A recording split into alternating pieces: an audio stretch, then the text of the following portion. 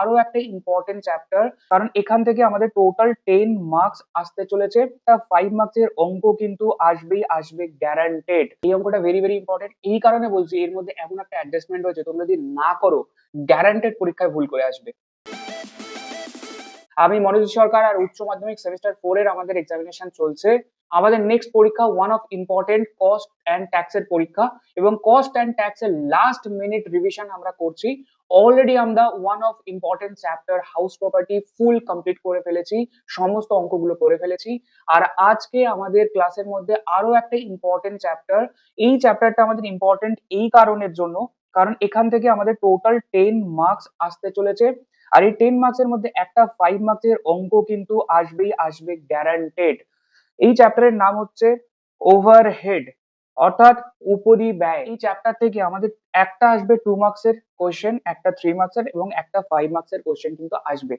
এই যে 5 মার্কস এর কোশ্চেনটা আসতে চলেছে, এটা কিন্তু আমাদের অঙ্ক আসবে, অর্থাৎ ওভারহেড ডিস্ট্রিবিউশনের যে অঙ্কগুলো হয় সেগুলো আসবে।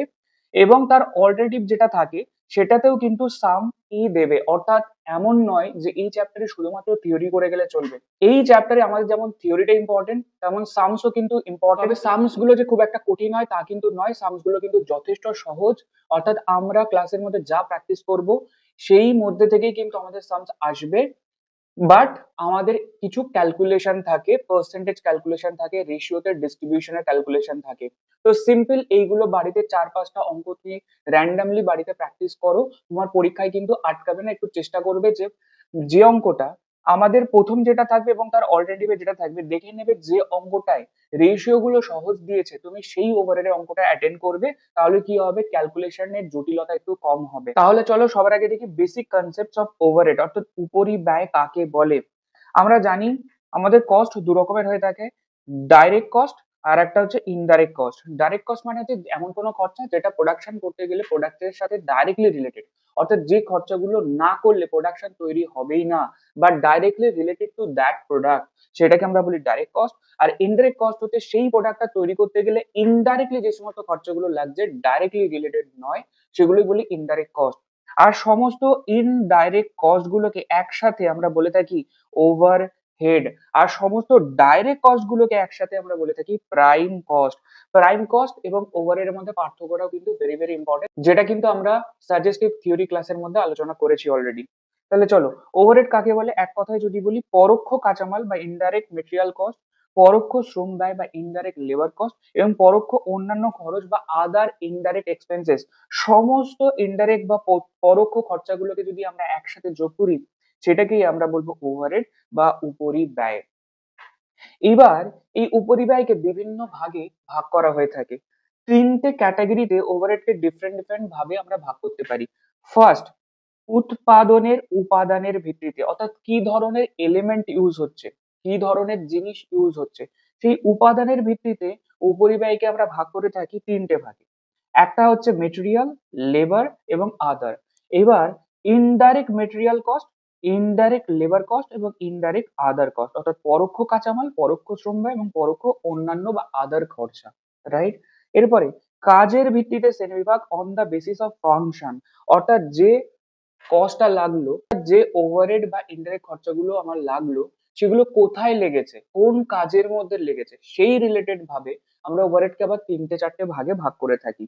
প্রথম, যদি কারখানায় খরচা হয়ে থাকে তাহলে বলবো ফ্যাক্টরি বা প্রোডাকশন ওভারহেড। যদি অফিসে খরচা হয়ে থাকে তাহলে অফিস এন্ড অ্যাডমিনিস্ট্রেশন ওভারহেড। যদি বিক্রি সংক্রান্ত খরচা হয়ে থাকে তাহলে সেলিং এন্ড ডিস্ট্রিবিউশন ওভারহেড। এবং গবেষণা সংক্রান্ত যদি খরচা হয়ে থাকে তাহলে রিসার্চ এন্ড ডেভেলপমেন্ট ওভারহেড। এটা হচ্ছে আমাদের ফাংশনের বেসিসে। এই পয়েন্টটা কিন্তু ভেরি ভেরি ইম্পর্টেন্ট, কারণ কোন বেসিসে আমরা কস্টকে কত ভাগে ভাগ করছি এর ভিত্তিতে তোমাদের 2 মার্কস 3 মার্কসের যে কোশ্চেন গুলো আসবে সেখানে কিন্তু প্রশ্ন দিতে পারে। এরপর ব্যবহার বা পরিবর্তনশীলতার ভিত্তিতে শ্রেণীবিভাগ, অর্থাৎ যে কস্টটা লাগলো তার বিহেভিয়ারটা কি, তার ক্যারেক্টারটা কি, সেই বেসিসে কটা ভাগে ভাগ করা হয়। সেই বেসিসে 3টে ভাগে ভাগ করা হয়। স্থির হলে ফিক্সড ওভারহেড, পরিবর্তনশীল হলে ভেরিয়েবল ওভারহেড, এবং আধা পরিবর্তনশীল হলে সেমি ভেরিয়েবল ওভারহেড। এবং এখান থেকে কিন্তু একটা সাম দেয়, তোমাকে বিভিন্ন কস্ট দিয়ে বলবে এর মধ্যে কোনটা ফিক্সড, কোনটা ভেরিয়েবল এবং কোনটা সেমি ভেরিয়েবল, এবং তার মধ্যে ফিক্সড আর ভেরিয়েবল কত এটা ক্যালকুলেশন করে বলো। তাহলে যত রকম টাইপের অঙ্ক আসতে পারে উইথ কনসেপ্ট আজকে ক্লাসের মধ্যে আমরা করব। তোমরা জাস্ট বাড়িতে এই অঙ্কগুলো প্র্যাকটিস করো, পুরো ভিডিওটা দেখো, এবং পরীক্ষায় যা অঙ্ক আসবে ওভারের থেকে তোমরা কিন্তু পারবে। চলো, আধা পরিবর্তনশীল ব্যয় যেটা আমরা বললাম, এখান থেকে ইম্পর্টেন্ট কনসেপ্ট কিন্তু আমাদের চলে আসে। যখনই বলছি একটা কস্টের মধ্যে কিছুটা ফিক্সড কিছুটা ভেরিয়েবল, তাহলে তোমাকে কিন্তু বার করে দিতে হবে কতটুকু ফিক্সড কতটুকু ভেরিয়েবল। প্রথম step, variable cost per unit. যখন একটা কস্ট দেবে এবং যার মধ্যে fixed cost plus variable cost দুটোই রয়েছে, তখন আমাদেরকে আগে বার করে নিতে হবে ভেরিয়েবল কস্ট পার ইউনিট। কারণ আমরা জানি variable cost per unit, unit change হওয়ার সাথে সাথে চেঞ্জ হয় না, সবার সেম থাকে। তাই সবার আগে আমরা বার করে নিই ভেরিয়েবল কস্ট পার ইউনিট। কিভাবে বেরোবে? বলছে difference in total semi variable cost, অর্থাৎ ইউনিট যদি 1000টা ইউনিট তৈরি করি কত খরচা লেগেছে, 2000টা ইউনিট তৈরি করি কত খরচা লেগেছে, এবং এই দুটোর মধ্যে ডিফারেন্স কত। দেখা গেল এখানে 500 টাকা লেগেছে, এখানে 1500 টাকা লেগেছে, তাহলে আমি বলতে পারি 1000 টাকার ডিফারেন্স। তাহলে change in semi variable overhead divide by change in output, অর্থাৎ ইউনিটে কতগুলো চেঞ্জ হয়েছে, এটা যদি করি আমরা পাবো হচ্ছে ভেরিয়েবল কস্ট পার ইউনিট। এবার যেই আমরা ভেরিয়েবল কস্ট পার ইউনিট পেলাম, আমরা কতগুলো ইউনিট তৈরি করেছি সেটা দিয়ে যদি গুণ করি, তাহলে আমরা টোটাল ভেরিয়েবল কস্টটা পেয়ে যাবো। আর টোটাল কস্টের মধ্যে যদি ভেরিয়েবল কস্টটা পেয়ে যাই, তাহলে টোটাল কস্ট থেকে যদি ভেরিয়েবল কস্টটা মাইনাস করে দিই, যেটা পড়ে থাকবে সেটাকেই আমরা বলতে পারি ফিক্সড কস্ট। তাহলে একটা সেমি ভেরিয়েবল কস্টে কিন্তু কতটুকু পার্সেন্ট ফিক্সড কতটুকু পার্সেন্ট ভেরিয়েবল, আমরা এই ফর্মুলা বা এই স্টেপ গুলো ফলো করলে কিন্তু খুব সহজেই বার করে নিতে পারবো। চলো, এরপরে আমাদের যে ওভারহেড ডিস্ট্রিবিউশনের অঙ্ক থাকে, অথবা 2 মার্কস 3 মার্কসের যে কোশ্চেন গুলো থাকবে, সেখানে তোমাকে প্রশ্ন করতে পারে যে কিছু কিছু খরচা বলে দেবে, কিছু কিছু ওভারহেড বলে দেবে, এবং সেই খরচাটা কোন কোন বেসিসে বিভিন্ন ডিপার্টমেন্টের মধ্যে ভাগ করা যেতে পারে, অ্যাপোর্শন করা যেতে পারে, সেইগুলো কিন্তু জিজ্ঞাসা করতে পারে। ফর এন এক্সাম্পল, আমি পুরো একটা চার্ট লিখে দিয়েছি, সমস্ত যত রকমের ডিফারেন্ট ডিফারেন্ট হতে পারে, জাস্ট বাড়ি থেকে একবার রিড করে যাবে, দেখবে সমস্ত ওভারহেড ডিস্ট্রিবিউশনের বেসিস তোমার কমন। এরপর রেন্ট, আমি ফর এন এক্সাম্পল যদি বলি, রেন্ট অ্যান্ড রেটস, অর্থাৎ আমি যে ফ্যাক্টরিতে প্রোডাকশন করছি তার যে রেন্টটা দিতে হয়, সেটা ফ্লোর এরিয়া, অর্থাৎ যে ডিপার্টমেন্ট যতটুকু জায়গা নিয়ে অবস্থিত সেই ফ্লোর এরিয়া দিয়ে কিন্তু ভাগ করতে পারি। Factory building insurance, floor area occupied, ইন্স্যুরেন্সের খরচা, ফ্যাক্টরি ইন্স্যুরেন্সের খরচা যতটুকু জায়গা সেই ফ্লোর এরিয়া দিয়ে ভাগ করতে পারি। লাইটিং এক্সপেন্সেস, অর্থাৎ আমার ফ্যাক্টরিতে কতগুলো লাইট জ্বলছে এটা কিন্তু ভাগ করবো নাম্বার অফ লাইট পয়েন্টস দিয়ে। ক্যান্টিন খরচা, অর্থাৎ ক্যান্টিনে কতগুলো লোক খাচ্ছে সেটা আমরা নাম্বার অফ এমপ্লয়িজ দিয়ে ভাগ করে দেবো। ডেপ্রিসিয়েশন অফ মেশিনারি, অর্থাৎ মেশিনের যা ভ্যালু অথবা মেশিন আওয়ার দিয়ে কিন্তু ভাগ করে দিতে পারি। তাহলে এরকমই বিভিন্ন বেসিস আমি এখানে পুরো লিখে দিয়েছি, এবং এর সাথে সাথে ওভারের যত কনসেপ্ট ছিল আমাদের সমস্ত কিছু কমপ্লিট হয়ে গেল। এইবার শুধু আমরা বেশ কিছু হাতে কলমে অঙ্ক করব এবং পুরো চ্যাপ্টারটা কিন্তু আমাদের এক্সামের জন্য রেডি হয়ে যাবে। চলো, সবার আগে যে অঙ্কটা করব এই অঙ্কটা ভেরি ভেরি ইম্পর্টেন্ট। এই অঙ্কটা ভেরি ভেরি ইম্পর্টেন্ট এই কারণে বলছি, এর মধ্যে এমন একটা অ্যাডজাস্টমেন্ট রয়েছে তোমরা যদি না করো গ্যারান্টেড পরীক্ষায় ভুল করে আসবে, এবং এই অঙ্কটা পরীক্ষায় আসার chances high, right? Exactly same অঙ্ক না আসলেও এরকম ধরনের একটা অঙ্ক পরীক্ষায় দেবেই দেবে, গ্যারান্টেড। চলো, from the following information of an engineering company, prepare the primary distribution summary. Very very important. বলছে এখানে বেশ কিছু খরচা দেওয়া রয়েছে, সেই খরচাগুলো প্রাইমারি ডিস্ট্রিবিউশন করে দেখাও বিভিন্ন ডিপার্টমেন্টের মধ্যে। এটা কিন্তু আমাদের 5 মার্কসের কোশ্চেন আসবেই আসবে। চলো, দেখো আমার অঙ্কে তিনখানা ডিপার্টমেন্ট বলেছে, এই তিনটে ডিপার্টমেন্টকে বোঝাটা সব থেকে বেশি ইম্পর্টেন্ট। আচ্ছা, দুখানা আমার প্রোডাকশন ডিপার্টমেন্ট আছে, Q1 Q2, এই দুটোই হচ্ছে আমার প্রোডাকশন ডিপার্টমেন্ট। একটা রয়েছে সার্ভিস ডিপার্টমেন্ট S1, রাইট? তাহলে আমার তিনটে ডিপার্টমেন্ট কি কি? দুটো প্রোডাকশন ডিপার্টমেন্ট যেখানে আমার প্রোডাক্টটা তৈরি হচ্ছে factory, Q1 production department 1, Q2 production department 2, তাহলে দুটোই প্রোডাকশন ডিপার্টমেন্ট। আর একটা হচ্ছে সার্ভিস ডিপার্টমেন্ট। এই দুটোকে বোঝাটা ইম্পর্টেন্ট কেন? কারণ মনে রাখবে এই প্রোডাকশন ডিপার্টমেন্টটাই হচ্ছে আমার মেন ডিপার্টমেন্ট, এবং প্রোডাকশন ডিপার্টমেন্টে হেল্প করে ইনডাইরেক্টলি সেটাই হচ্ছে আমার সার্ভিস ডিপার্টমেন্ট। তাহলে আমি বলতে পারি সার্ভিস ডিপার্টমেন্ট ইটসেলফ একটা ইনডাইরেক্ট ডিপার্টমেন্ট। কেন আমি সার্ভিস ডিপার্টমেন্টকে ইনডাইরেক্ট ডিপার্টমেন্ট বলছি বা এই কনসেপ্টটা অঙ্কের শুরুতেই কেন বোঝাচ্ছি একটু পরেই বুঝতে পারবে।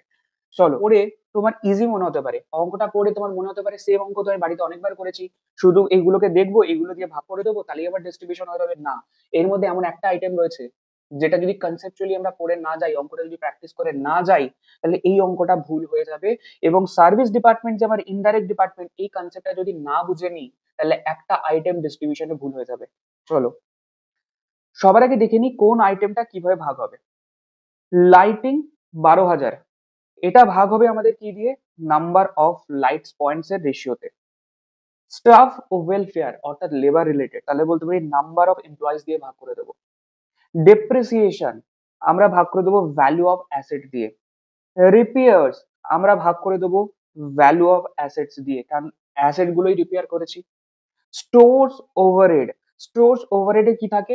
আমরা এমন কোন একটা স্টোর যেখানে আমরা মেটেরিয়ালস গুলো রাখি, প্রোডাক্ট গুলো রাখি, তাই স্টোরস ওভারহেডটাকে আমরা ভাগ করব ডাইরেক্ট মেটেরিয়ালস দিয়ে, রাইট? অ্যান্ড লাস্ট, তোমাদের মনে হতে পারে যে এইখানে যে আইটেম গুলো রয়েছে শুধুমাত্র সেই আইটেম গুলো ভাগ করে দিলেই আমার অঙ্ক হয়ে গেল। একটা হিডেন আইটেম আছে যেটা কিন্তু অনেকে ভুল করে আসতে পারবে, যেটা তোমরা ডিস্ট্রিবিউশন করবে না। সেটা কি? সেটা হচ্ছে ডাইরেক্ট মেটেরিয়ালস। এবার কেন বলছি ভালো করে বোঝো। এই যে প্রোডাকশন ডিপার্টমেন্ট দুটো, তার যে ডাইরেক্ট মেটেরিয়ালস রয়েছে সেটা তো আমার ডাইরেক্ট খরচা, কারণ আমরা জানি ডাইরেক্ট খরচা প্রাইম কস্টের পার্ট, ডাইরেক্ট খরচা আমার ওভারহেড নয়। কারণ সমস্ত ইনডাইরেক্ট খরচাকে আমরা ওভারহেড বলি, আর এই অঙ্কে কিন্তু সমস্ত ওভারহেড গুলোকে ডিস্ট্রিবিউশন করতে বলছে। তাহলে আমি ভালো করে বলতে পারি ওভারহেড মানে হচ্ছে আমার ইনডাইরেক্ট কস্ট।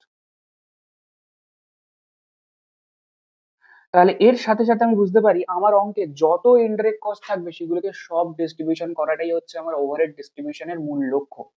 তাহলে প্রোডাকশন ডিপার্টমেন্টের যে ডাইরেক্ট মেটেরিয়াল সেটা তোমার ডাইরেক্ট খরচা, সেটা নিয়ে কোনো সমস্যা নেই, সেটা ভাগ হবে না ওভারহেড এর মধ্যে, কারণ সেটা ওভারহেড নয়, সেটা আমার প্রাইম কস্ট। কিন্তু সার্ভিস ডিপার্টমেন্ট হচ্ছে ইটসেলফ একটা ইনডাইরেক্ট ডিপার্টমেন্ট, রাইট? আর ইনডাইরেক্ট ডিপার্টমেন্টে যা খরচা লাগে সেগুলো ইটসেলফ ইনডাইরেক্ট খরচা। তাহলে আমি বলতে পারি সার্ভিস ডিপার্টমেন্টের যে মেটেরিয়ালের খরচা লেগেছে সেই মেটেরিয়ালের খরচাটাও কিন্তু ইনডাইরেক্ট খরচা বা ওভারহেড। তাই শুধুমাত্র সার্ভিস ডিপার্টমেন্টের জন্য যে মেটেরিয়ালের খরচা সেটা কিন্তু সার্ভিস ডিপার্টমেন্টের মধ্যে অ্যাপোর্শন করতে হবে বা ডিস্ট্রিবিউশন করতে হবে। তাহলে এটা যদি আমরা ডিস্ট্রিবিউশন না করি তাহলে কিন্তু আমার অঙ্কটা ভুল হয়ে যাবে। তাহলে চলো ফটাফট আমরা ডিস্ট্রিবিউশন করি। সবার আগে আমরা কি করব? ডাইরেক্ট মেটেরিয়ালস যেটা আছে সার্ভিস ডিপার্টমেন্টের, সেটা ইনডাইরেক্ট খরচা, আর সেটা শুধুমাত্র যাবে সার্ভিস ডিপার্টমেন্টেই, বাকিদের যাবে না। তাহলে প্রথমে ডাইরেক্ট মেটেরিয়ালস অ্যাকচুয়াল অর্থাৎ যা দেওয়া আছে সেটাই ভাগতে যাচ্ছে, কোনো রেশিওর দরকার পড়ছে না। কত টোটাল হচ্ছে? 5,000 টাকা খরচা সার্ভিস ডিপার্টমেন্টের জন্য, তাই পুরো 5,000 টাকাটাকে আমরা সার্ভিস ডিপার্টমেন্টের মধ্যে ডিস্ট্রিবিউট করে দিই। বাকি দুজনের কিন্তু হবে না, রাইট? এরপর লাইটিং, লাইটিং আমরা বললাম নাম্বার অফ লাইট পয়েন্টস দিয়ে ভাগ করে দেবো। তাহলে পুরো 12,000 টাকাটাকে আমরা ভাগ করব কি দিয়ে? নাম্বার অফ লাইট পয়েন্টস, তাহলে 5:4:1 এ ভাগ করে দেবো। তাহলে 5:4:1 এই রেশিওতে ভাগ করে দেবো। অর্থাৎ টোটাল 12,000 টাকার মধ্যে 5 ভাগ পাবে হচ্ছে Q1, 4 ভাগ পাবে হচ্ছে Q2 এবং 1 ভাগ পাবে হচ্ছে সার্ভিস ডিপার্টমেন্ট। তাহলে 6,000, 4,800, 1,200 তে ভাগাভাগি করে দিলাম। সেম ভাবে রিপেয়ার্স ভ্যালু অফ অ্যাসেটস দিয়ে ভাগ করে দেবো। অর্থাৎ 6,000 টাকাটাকে ভাগ করে দেবো আমার 8:6:1 এ। তাহলে ভাগাভাগি হয়ে গেলে 3,200, 2,400, 400 ভাগ করে দিলাম। সেম ভাবে staff welfare number of employees দিয়ে ভাগ করে দিলাম। স্টোরস ওভারহেড ডাইরেক্ট মেটেরিয়ালস এর রেশিওতে ভাগ করে দিলাম। দেখো ডাইরেক্ট মেটেরিয়ালস এর রেশিও কি হবে? এই শূন্যগুলো তিনটে কেটে দিই, তিনটে কেটে দিই, এখানে তিনটে কেটে দিই, তাহলে আমি বলতে পারি 40:30:5 এই রেশিওতে আমরা ভাগ করে দেবো সমস্ত স্টোরস ওভারহেড গুলোকে। এরপর ডেপ্রিসিয়েশন, ডেপ্রিসিয়েশন ভাগ হয়ে গেল ভ্যালু অফ অ্যাসেটস এর রেশিওতে, রাইট? এবার কোনটাকে কি রেশিওতে ভাগ করেছি তোমাদের বোঝার জন্য আমি নিচে নোটসও করে দিয়েছি। দেখো লাইটিং নাম্বার অফ পয়েন্টস এই রেশিওতে, রিপেয়ার্স ভ্যালু অফ অ্যাসেটস এই রেশিওতে, স্টাফ ওয়েলফেয়ার আমাদের নাম্বার অফ এমপ্লয়িজ এই রেশিওতে, স্টোরস ওভারহেড ডাইরেক্ট মেটেরিয়ালস এই রেশিওতে, ডেপ্রিসিয়েশন ভ্যালু অফ অ্যাসেটস এই রেশিওতে, রাইট? এবং ডাইরেক্ট মেটেরিয়ালস এর ভেরি ভেরি ইম্পর্টেন্ট পয়েন্ট যেটা এই অঙ্কের মধ্যে আমরা শিখলাম, for service department the direct material cost is treated as an overhead in primary distribution. কারণ সার্ভিস ডিপার্টমেন্টের ডাইরেক্ট কস্ট দেখতে ডাইরেক্ট লাগছে, বাট ইটসেলফ এটা কিন্তু একটা ইনডাইরেক্ট খরচা for the overall production department. চলো, এর সাথে সাথে সব থেকে ইম্পর্টেন্ট অঙ্কটা কিন্তু আমাদের কমপ্লিট হয়ে গেল। এরপরে এক ধরনের প্রশ্ন দেয়, আমরা যে ওভারহেড গুলোকে বিভিন্ন বেসিসে ভাগাভাগি করা শিখলাম, যে আমাদের আহ যেমন আমরা শিখলাম উৎপাদনের ভিত্তিতে কটা ভাগে ভাগ করা হয়, কাজের ভিত্তিতে কটা ভাগে ভাগ করা হয়, এবং বিহেভিয়ারের ভিত্তিতে কটা ভাগে ভাগ করা হয়। এবং তোমার পরীক্ষায় প্রশ্ন দিতে পারে কোন একটা কস্টের নাম দিয়ে বলবে, ওভারহেডের নাম দিয়ে বলবে যেটা কোন ধরনের ওভারহেড, ফাংশন ওয়াইজ ভাগ করো, এলিমেন্ট ওয়াইজ ভাগ করো, বিহেভিয়ার ওয়াইজ ভাগ করো। সেখান থেকে কিন্তু 2 মার্কস, 3 মার্কস বা 5 মার্কস এর কোশ্চেন চাইলেও কিন্তু দিতে পারে। বলছে দ্য ফলোইং আর overheads of manufacturing cum selling company, prepare statement showing function wise classification. তাহলে ফাংশন ওয়াইজ মানে কি, প্রোডাকশন ডিপার্টমেন্ট বা ফ্যাক্টরি ওভারহেড, অ্যাডমিনিস্ট্রেশন ওভারহেড নাকি সেলিং ওভারহেড, এই তিনটে ভাগে আমাকে ভাগ করতে হবে। কি কি? Repairs of machinery, delivery expenses, বিভিন্ন খরচা বলে দিয়েছে। একবার জাস্ট রিড করে যাবে, একদম সহজ অঙ্ক। তাহলে রিপেয়ার্স অফ মেশিনারি, মেশিনটা কোথায় থাকে? ফ্যাক্টরিতে, প্রোডাকশন ডিপার্টমেন্টে, তাহলে বলতে পারি প্রোডাকশন ওভারহেড বা ফ্যাক্টরি ওভারহেড। তারপরে হচ্ছে ডেলিভারি এক্সপেন্সেস, আমি বলতে পারি selling overhead. Depreciation of plant and machinery, এটাও আমার প্রোডাকশন ওভারহেড। অডিট ফিজ অফিসে লাগে, তাই অফিস অ্যান্ড অ্যাডমিনিস্ট্রেশন ওভারহেড। তাহলে এইভাবে জাস্ট ভাগাভাগি করে দিতে হবে, একবার রিড করে নিলে কিন্তু এই অঙ্কটা একদম সহজ অঙ্ক। এরপর বলছে classify the following overhead according to elements, function, behaviour. আর তিনটে যে ভাগ দেখেছিলাম, এলিমেন্ট ওয়াইজ কি কি ভাগ হয়, ফাংশন ওয়াইজ কি কি ভাগ হয়, এবং বিহেভিয়ার ওয়াইজ কি কি ভাগ হয়। তিনটে নিয়েই আমি একটা অঙ্ক করিয়ে দিয়েছি যাতে তোমাদের ওভারঅল কনসেপ্টটা ক্লিয়ার থাকে। বিভিন্ন খরচাগুলো দেওয়া, তোমাকে শুধু লিখতে হবে আর কোন ভাগের মধ্যে এটা আসবে। বলছে পাওয়ার এলিমেন্ট ওয়াইজ যদি ভাগ করি, অর্থাৎ আদার এক্সপেন্সেস, মেটেরিয়াল খরচা নাকি লেবার খরচা, তাহলে পাওয়ার যেটা লেগেছে সেটা ইনডাইরেক্ট আদার এক্সপেন্সেস এর মধ্যে আসবে। যদি আমি ফাংশন ওয়াইজ ভাগ করি, তাহলে এটা একটা ফ্যাক্টরি রিলেটেড খরচা, তাই ফ্যাক্টরি ওভারহেড। যদি আমি বিহেভিয়ার ওয়াইজ ভাগ করি, তাহলে বলবো এটা একটা ভেরিয়েবল খরচা, অর্থাৎ চেঞ্জ হতে থাকে। ডেপ্রিসিয়েশন অফ মেশিনারি, এটা যদি এলিমেন্ট ওয়াইজ ভাগ করি তাহলে বলবো ইনডাইরেক্ট আদার এক্সপেন্সেস। যদি ফাংশন ওয়াইজ ভাগ করি তাহলে ফ্যাক্টরিতে লাগে ফ্যাক্টরি ওভারহেড। যদি বিহেভিয়ার ওয়াইজ ভাগ করি তাহলে বলবো সেমি ভেরিয়েবল ওভারহেড। তাহলে ডেপ্রিসিয়েশনটা কিন্তু সেমি ভেরিয়েবল হয়ে থাকে, কিছুটা ফিক্সড আর কিছুটা পরিবর্তনশীল, কারণ মেশিন যত বেশি ইউজ করবো তত বেশি ডেপ্রিসিয়েট হতে থাকবে। কিন্তু মেশিন যদি ইউজ নাও করি তাও কিন্তু একটা মিনিমাম ডেপ্রিসিয়েশন লাগে, তাই বলা হয় এর কিছুটা অংশ ফিক্সড, কিছুটা অংশ ভেরিয়েবল। এটা একটা সেমি ভেরিয়েবল ওভারহেড। তো সেম ভাবেই আমি আরো আরো বেশ কিছু দিয়ে দিয়েছি, জাস্ট রিড করলেই কিন্তু তোমাদের কমপ্লিট। এরপর আমরা লাস্ট আর একটা ইম্পর্টেন্ট অঙ্ক করবো এই চ্যাপ্টারের, যেটা পরীক্ষায় আসার চান্সেস অনেক। সেটা হচ্ছে প্রথমে যেটা বললাম, বিভিন্ন কস্ট গুলোকে তোমার বলে দেবে, বিভিন্ন ইউনিটস তোমাকে বলে দেবে, বিভিন্ন লেভেলস, এবং সেই লেভেলসে বিভিন্ন আইটেমস বলে দেবে। তোমাকে বলতে হবে কোন আইটেমের খরচাটা ফিক্সড খরচা, কোন আইটেমের খরচাটা ভেরিয়েবল খরচা, এবং কোন আইটেমের খরচাটা সেমি ভেরিয়েবল কস্ট। এবং সেমি ভেরিয়েবল যদি কস্ট হয় তাহলে কতটুকু ফিক্সড কতটুকু ভেরিয়েবল, এটা আমাদের ক্যালকুলেশন করে বলতে হবে। সহজ প্রশ্ন, খুব একটা টাফ নয়। মাথায় রাখবো আমরা, যদি কোনো খরচা ফিক্সড খরচা হয়ে থাকে তাহলে সে যে ইউনিটই তৈরি হোক না কেন সব জায়গায় সেম লাগবে। যেমন ধরো কস্ট আইটেম এ, অর্থাৎ এ যখন তৈরি করছি তখন 1000টা ইউনিট তৈরি করতেও 10,000 লাগে, 2000টা ইউনিট তৈরি করতেও 10,000, 3000 ইউনিট করতেও 10,000। তাহলে আমি বলতে পারি সব জায়গায় সেম। তাহলে এটা একটা ফিক্সড খরচা, দেখেই বলে দিলাম। তাহলে প্রথম অ্যান্সার কি হবে? Cost A remains constant at 10,000 for all levels. তাহলে প্রত্যেকটা লেভেলসে প্রোডাক্ট এ সেম কস্ট লাগছে, তাহলে এটা একটা ফিক্সড কস্ট। দ্বিতীয়, আমরা ভেরিয়েবল কস্ট কিভাবে বুঝবো? যখন কোনো কস্টের পার ইউনিট কস্ট প্রত্যেকটা লেভেলে সেম থাকে সেটাই হচ্ছে ভেরিয়েবল কস্ট। আর কোনো কস্টের যদি পার ইউনিটও সেম না থাকে, টোটালেও যদি সেম না থাকে, তাহলে সেটা হচ্ছে আমার সেমি ভেরিয়েবল কস্ট।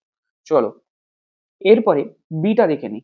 বিতে দেখো 1000টি ইউনিট 20,000 টাকা, 2000টি ইউনিট 40, 3000টি ইউনিট 60,000। এবার এটা দেখতে পাচ্ছি চেঞ্জ হচ্ছে, কিন্তু পার ইউনিট সেম আছে কিনা চেক করে নিতে হবে, তবে বলে দেবো ভেরিয়েবল। আর যদি সেম না থাকে তাহলে বলে দেবো কি, এটা আমার সেমি ভেরিয়েবল।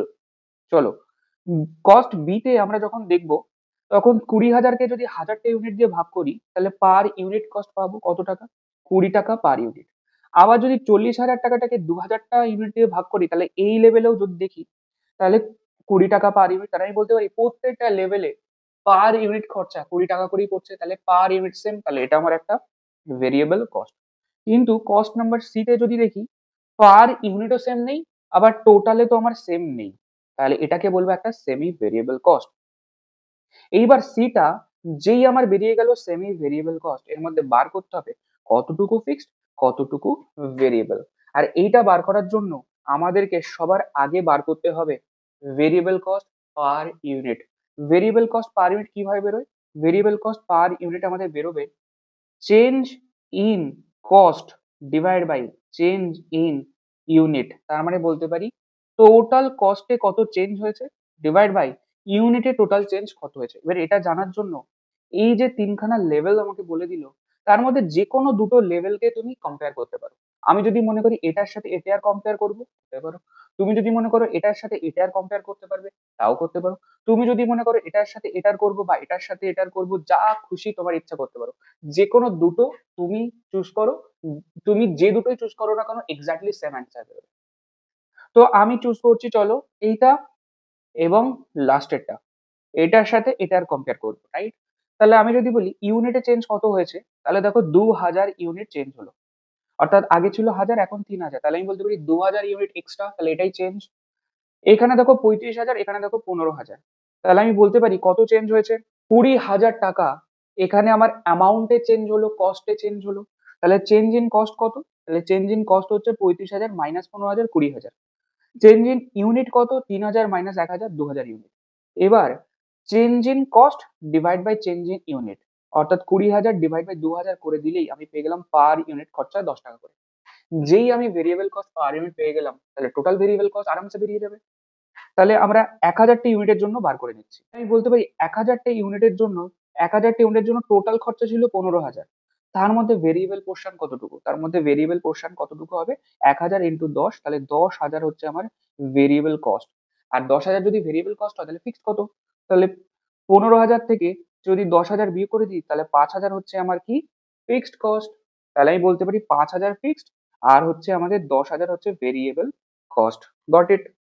অঙ্কে আরো একটা জিনিস বলেছে, বলছে estimate the total cost producing 2500 unit. 2500 unit তৈরি করতে কত খরচা লাগবে? অর্থাৎ 1000টা ইউনিট, 2000 ইউনিট, 3000 ইউনিট বলে দিয়েছিল। সেটা রেসপেক্টে প্রথম দুটো পয়েন্ট কমপ্লিট করলাম। প্রথম পয়েন্টে কি চেয়েছিল? A B C fixed variable না সেমি ভেরিয়েবল, এইটুকু শুধু আইডেন্টিফাই করো। তাহলে প্রথম স্টেপ ওয়ানে এই অ্যান্সারটা করলাম। দ্বিতীয় প্রশ্নে কি চেয়েছিল? ক্যালকুলেট দ্য ফিক্সড ভেরিয়েবল এবং সেমি ভেরিয়েবল, অর্থাৎ পার ইউনিট এবং কতটুকু ভেরিয়েবল কতটুকু ফিক্স সেটা বার করে দিতে বলেছিল। এরপরে আমরা estimate the total cost producing 2500 unit, অর্থাৎ নতুন 2500 ইউনিট তৈরি করতে কত খরচা লাগবে। সিম্পল। তাহলে 2500 ইউনিট তৈরি করছি, প্রথম লাগবে হচ্ছে কস্ট এ। আর কস্ট এ একটু আগেই আমরা দেখেছি এটা একটা ফিক্সড কস্ট, তাহলে এর জন্য সেমই লাগবে। তাহলে এটা হচ্ছে কনস্ট্যান্ট, 10,000 টাকা সবার জন্যই সেম। তারপরে কস্ট বি, এটা হচ্ছে ভেরিয়েবল খরচা। তাহলে ভেরিয়েবল খরচা যখনই হয় তাহলে পার ইউনিট খরচা সবার জন্য সেম, 20 টাকা পার ইউনিট কস্ট বি এর জন্য।